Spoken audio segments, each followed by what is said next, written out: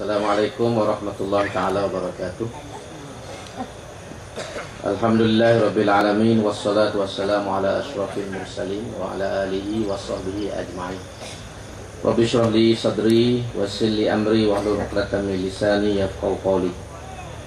Yang hormati pengurusi majelis yang amat berhormat Tuan Guru Datuk Bentara Setia, Tuan Guru Datuk Ni Abdul Aziz bin Imat, Menteri Besar Negeri Kelantan Darul Naim, yang berhormat Datuk Kamarudin bin Jaafar, Ahli Parlimen Kawasan Tupat, yang berhormat Cik Abdullah bin Maknawi, Ahli Dewan Undangan Negeri Kawasan Waka Baru, yang berusaha Saudara Wan Rusdi, penyelia Dun Perkara Kubur, Saudara Muhammad Nawi Adam, Ketua Penerangan PAS Kawasan, tetamu jemputan kita, terutama penghormat kita daripada Padang, Sumatera, yang ada dua orang pada malam ini, dan salah seorang itu telah memberikan ucapan kepada kita tadi. Para pimpinan PAS di semua peringkat, pengurusi dan juga ahli-ahli jawatankuasa Surau Nurul Muttaqin, tuan-tuan dan puan-puan, ibu bapa, adik kakak, saudara-saudara dan sesari yang dikasihi sekalian. Alhamdulillah, syukur kepada Allah Subhanahu wa taala kerana malam ini kita dapat bersama-sama berhimpun di Kampung Belukar untuk majlis pelancaran tabung surau Nurul Muttaqin yang akan dibina insya-Allah di depan kita ni, iaitu di tepi jalan itu, hasil daripada usaha inisiatif yang berhormat wakil ayat sini dan juga tuan-tuan dan puan-puan sekalian. Surau ataupun masjid ini adalah merupakan suatu institusi ataupun suatu benda yang penting dalam Islam. Kalau kita tengok dalam Islam ni, dia guna istilah iaitulah masjid. Cuma kita masyarakat Melayu, masyarakat Indonesia dan lain-lain itu dia mari istilah macam-macam.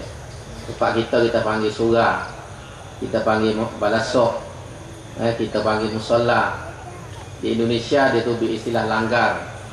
Langgar ni surau juga seperti kita. Tapi hakikatnya iaitulah masjid. Tempat di mana kita orang Islam beribadat secara rasmi kepada Allah Subhanahu wa taala. Dan masjid ini dalam pandangan Islam merupakan rumah Allah Subhanahu wa taala. Kalau kita sebagai masyarakat ataupun orang biasa, kita ada kediaman, ada tempat, kalau orang nak temu, orang nak cari kita, dia kena pergi situ. Maka kalau kita boleh buat bandingan tu, masjid ni pun dalam Islam tempat di mana kalau kita nak bertemu ataupun menghadap Allah Subhanahu wa taala secara rasmi, situlah tempat dia.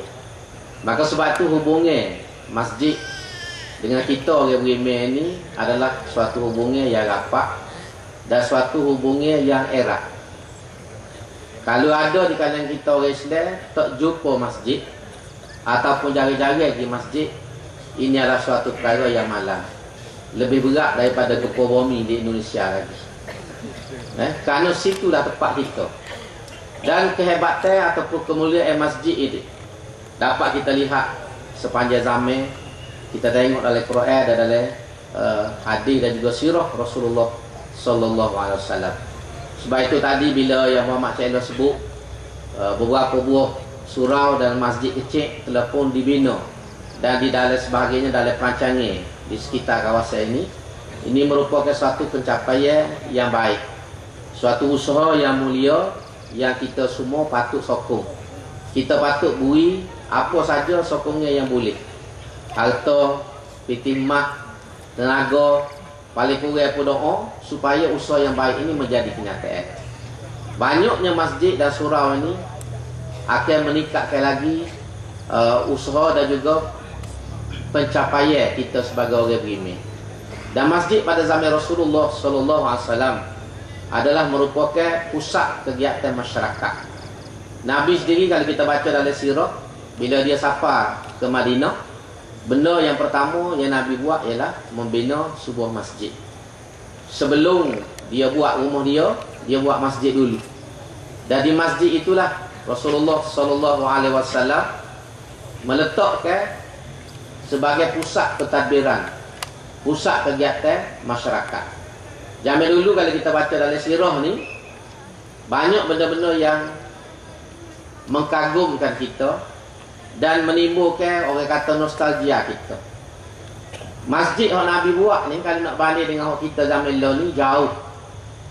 Masjid Nabi itu sendiri latar dia pasir. Latar dia pasir. Gabung dia ialah pelepah taman. Pendiri batai taman letak gabung pelepah taman. Sebab itulah ada dalam hadis, mari orang Badui kecing dalam masjid. Dia kecing tu pasal dia tengok pasir lagu ni ya. Kalau kapek marmar tentu dia tak kecing. Jadi sudah-sudah maya dia cari bucu, dia pacang situ.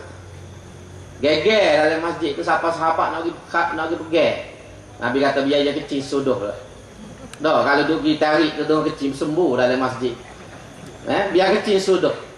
Bila dia kecing sudah, baru Nabi panggil orang, awak mari air bekas air. Kalau kita gak sebelah air, Nabi suruh tempat dia kecing.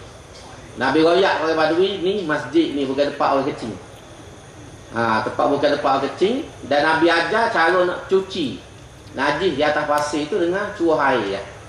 Kira cuci lah tu. Dan begitu juga kalau kita tengok dalam hadis, Nabi SAW diceritakan kepada kita, kalau hari itu panas terik, Nabi pelambat semaya zuhur. Amo mula-mula baca hadis ni waktu ngaji sekolah, amo neng lama duk mikir apa kata Nabi ni bila hari panas pelambat semaya zuhur. Sedangkan Nabi ni kita tahu dia semaya awal waktu semua. Lama, beberapa tahun-tahun masa mengaji tak jumpa jawab. Bila masuk universiti, bila kita ngaji lebih sikit, kita baca sirah, baca sejarah, barulah tubik jawab. Rupanya masjid zaman Nabi ni gabung dia hanyalah pelepah taman. Jadi pelepah taman ni tuan-tuan tahulah, supaya kita ambil pelepahnya, kita buat basah.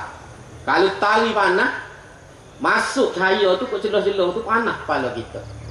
Jadi rupanya oleh kerana masjid zaman Nabi ni gabung dia pelepah taman, bila tali panas, derajah panas tu tinggi, menyebabkan orang tak selesa semaya dan mungkin bahaya kepada orang tua ataupun orang yang ada darah tinggi.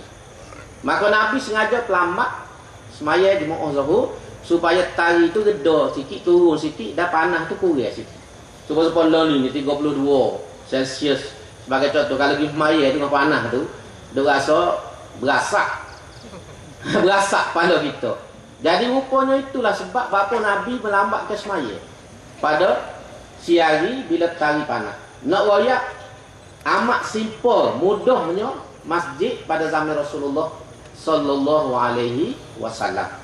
Tetapi masjid yang simple inilah menjadi pusat pentadbiran dan pusat kekuasaan Islam. Daripada sini Nabi melancarkan gerakan dakwah dan politik, melancarkan gerakan ketenteraan, sehingga akhirnya seluruh semenanjung tanah Arab ini dalam masa 10 tahun jatuh ke tangan Rasulullah sallallahu alaihi wasallam. Nak royak hebatnya peranan ataupun orang lain kata fungsi sebuah masjid di dalam negara dan juga di dalam masyarakat Islam. Hak pentingnya kepada kita bukan soal bilangnya masjid, tetapi adakah masjid ini memainkan peranan dia? Adakah masjid ini digunakan sepenuhnya untuk kepentingan agama dan juga kepentingan masyarakat dan juga kepentingan dakwah? Sebab itulah kita duk selehing antara dengan UMNO dan buat masjid ni lagu ni lah. UMNO dia duk beragak, beroyak, dia banyak buat masjid, tapi dia sendiri tak pergi sembahyang. Hal ni hak jadi masalah dengan UMNO. Memang kita mengaku UMNO ni banyak buat masjid, siapa rutuh pun ada. Banyak dia buat masjid di Terengganu tu, siapa rutuh berdiri. Masjid harga berjuta-juta boleh rutuh. Buat tak ada setahun. Orang kampung buat gua ayah tu boleh anak boleh cucu, tak rutuh lagi tu. Tapi mari UMNO Terengganu buat masjid gua juta-juta rutuh hubung. Sebab tu orang tukar nama lah ni Terengganu Darul Runtuh, bukan Darul Email. Pasal habis bagi rutuh, stadium rutuh, masjid rutuh, stesen bar rutuh, habis rutuh. Hamba kita Terengganu nak mayat wasuah dalam masjid. Bimbel tengok dulu atas salah rutuh atas aku bila ayah kecil Kelantan ni.